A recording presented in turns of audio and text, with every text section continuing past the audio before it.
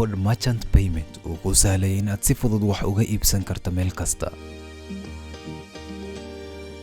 haddaba si aad wax ugu iibsato fadlan raac tilmaamaha soo socda.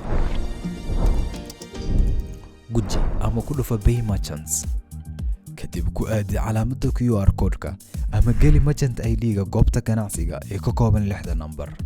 kadib guji ama ku dhufa submit, kadib dooro akoonka aad lacagta ka wareejinayso, select source account, kadib geli xaddiga lacagta aad bixinayso, enter amount, kadib geli faahfaahinta ama sababta aad lacagta u bixinayso, enter remarks, kadib guji ama ku dhufa submit.